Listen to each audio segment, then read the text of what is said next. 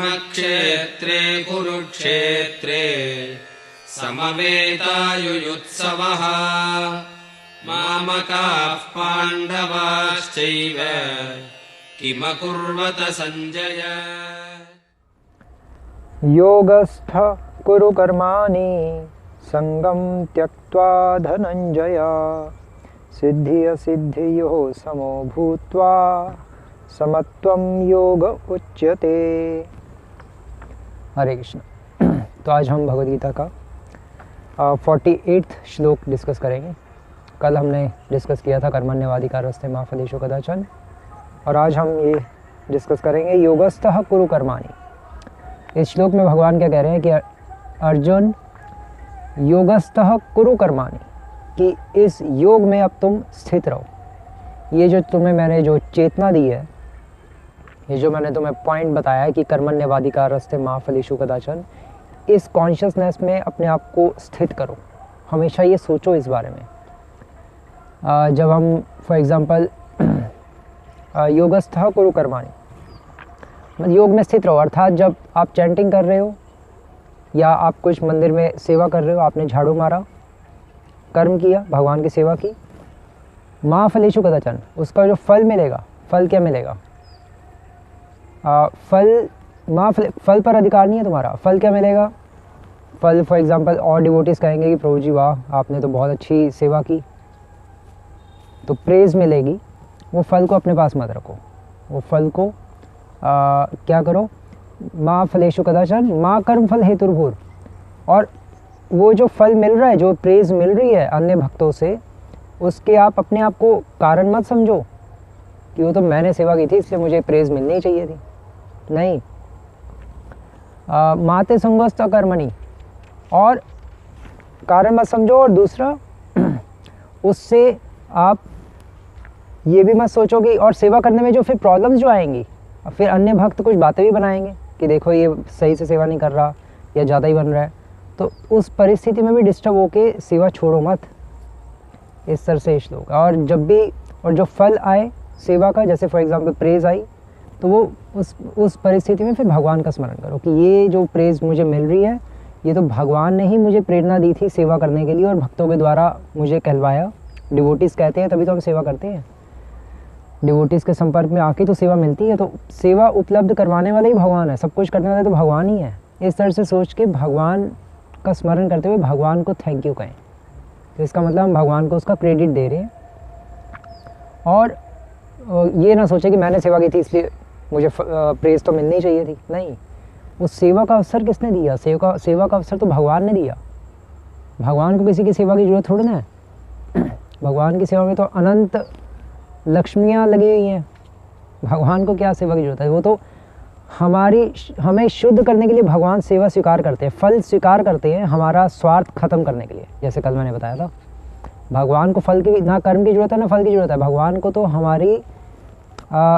भगवान को हम स्वार्थ खत्म करें, बस वो भगवान को चाहिए। तो सेवा के द्वारा हम अपना स्वार्थ खत्म करते हैं, भगवान के बारे में सोच रहे हैं ना, वही डिवोशन है। तो भगवान करे ऐसी कॉन्शियसनेस में हमेशा स्थित रहो अर्जुन। योगस्थः कुरु कर्माणि,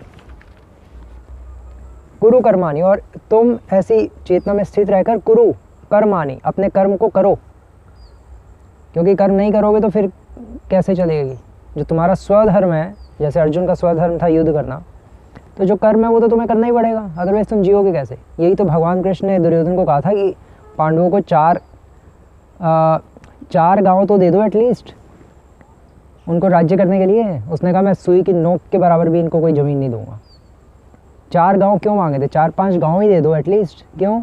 क्योंकि ये क्षत्रिय हैं, इनका स्वधर्म क्षत्रिय है, तो क्षत्रिय को राज्य करने के लिए कुछ तो चाहिए, लैंड। वो ब्राह्मणों की तरह थोड़ा ना पठन पाठन कर सकता है। इसलिए भगवान ने कहा कि इनको क्षत्रिय के नाते कुछ तो तुम दो राज्य करने के लिए।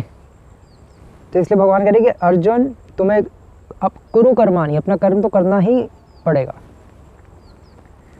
और संगम त्यक्त्वा धनंजय, और फिर तुम उस कर्म के फल से अटैच मत हो, है ना। कर्मण्यवाधिकारस्ते, कर्म पर तुम्हारा अधिकार है, फल पे अधिकार नहीं है। फल से अटैच मत हो, और ये सोच के कि सिद्धि असिद्धयो समभूतवा, चाहे सक्सेस मिले या फेलियर मिले, चाहे तुम युद्ध में जीतो या युद्ध में हारो, नहीं, उससे तुम कभी भी डिस्टर्ब मत हो। क्योंकि अगर तुम युद्ध में जीतते हो तो श्रेय किसको दो? एक्चुअली ये ना हो कि युद्ध में जीते हो और तुम फूले में समाओगे, देखा मैंने सबको मार दिया, हा हा हा हा। या हम भी जैसे कभी कोई सेवा करते हैं तो सेवा करके हम सोचते हैं कि देखा मैंने सेवा की, नहीं, फूले मत समाओ, इसलिए ऐसा हो गया, देखा मैंने सेवा की थी इसलिए ऐसा हो गया, ये सोच के फूले मत समाओ, वो गलत है। उसका क्रेडिट भगवान को दो कि भगवान ये तो आपने मुझे शक्ति और बुद्धि दी थी और भक्तों के द्वारा प्रेरणा दी थी, इसलिए मैं कर पाया हूँ। ऐसा सोचेंगे तो फिर फूले नहीं समाएंगे, तो समान रहेंगे। भगवान कह रहे हैं ना, समो भूतवा, समान रहो, चाहे सक्सेस मिले या फेलियर मिले। और अगर फेल हो जाओ, आपने खूब प्रयास किया और तब भी आपको सिद्धि प्राप्त नहीं हुई, सक्सेस नहीं प्राप्त हुई, फेल हो गए आप अपने उस कार्य में, और तो फिर आप दुखी मत हो, या तो फूले मत समाओ और दुखी मत हो अगर फेल हो गए तो। तब भी सोचो कि भगवान की ही मर्ज़ी थी, भगवान का ही कुछ प्लान होगा ऐसा करने में। तो इसलिए जो प्योर डिवोटी होता है वो कभी भी किसी परिस्थिति में ना हर्ष, वो क्या है, ब्रह्मभूत प्रसन्नात्मा, ना शोचती ना कांक्षती, हमेशा वो समान रहता है। समः सर्वेषु भूतेषु, वो हमेशा समान रहता है, ना खुश होता है ना दुखी होता है। जैसे फॉर एग्जांपल एक नर्स होती है हॉस्पिटल में, अगर कोई बच्चा मर जाता है तो नर्स क्या कहती है उसके घर वालों को कि हमें खेद है, हम आपके बच्चे को बचा नहीं पाए, और यह कह के वो निकल जाती है नर्स। कोई रोती थोड़ी ना वो घर वालों की तरह। और ऐसे कभी किसी का लड़का होता है, बच्चा होता है, तो वो कहती है बधाई हो आपका बच्चा हुआ है, वैसे कह के फिर दूसरे वार्ड में चले जाती है, घर वाले सब खुश होते रहते हैं।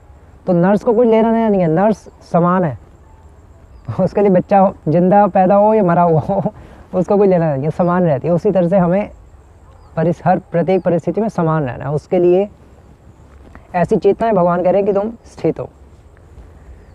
और समत्वम योग उच्चते, और इस तरह से समान रहना ही योग कहलाता है अर्जुन।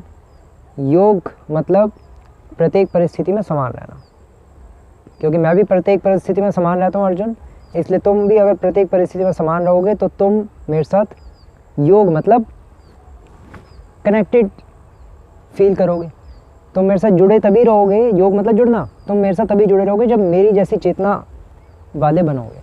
अदरवाइज़ क्या फ़ायदा तुम्हारा अगर रोते ही रहोगे तो मैं युद्ध नहीं करूँगा, ये नहीं करूँगा, वो नहीं करूँगा। श्री प्रभुपाद भी इसके तात्पर्य में लिखे हैं कि Arjuna is a Kshatriya and as such he is participating in the varnashrama dharma. तो इसलिए वर्णाश्रम धर्म के अंतर्गत उसको यहाँ पर क्या करना चाहिए, भगवान विष्णु की संतुष्टि के लिए युद्ध करना चाहिए, अर्थात भगवान कृष्ण की प्रसन्नता के लिए युद्ध करना चाहिए। तो इसलिए भगवान कह रहे हैं कि योगस्थ कुरु कर्मा नहीं, तुम अपना जो युद्ध है वो तो करो ही करो, क्योंकि वो तुम्हारा कर्म है, वो तो तुम्हें करना ही पड़ेगा। अदरवाइज़ तुम अपने स्वधर्म से एक तो विमुख हो रहे हो, प्लस मेरी भी आज्ञा है, और वर्णाश्रम धर्म तो मेरी प्रसन्नता के लिए किया जाता है। अगर तुम मुझे प्रसन्न ही नहीं करोगे तो फ़ायदा क्या फिर, ये सब छोड़ छाड़ के तुम जंगल जाके तपस्या करके किसको खुश करोगे? तपस्या में भी तो मैं ही हूँ, मेरे ही तो स्मरण करोगे, लेकिन मैं ही खुश नहीं हूँ। तो इस तरह से भगवान यहाँ अर्जुन को समझा रहे हैं। हरे कृष्णा। श्री प्रभुपाद की जय।